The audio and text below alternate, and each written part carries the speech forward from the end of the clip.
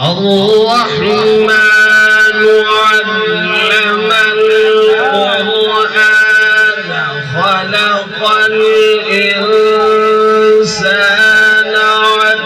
علمه البيان الشمس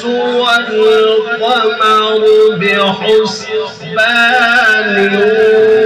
والنجم والشجر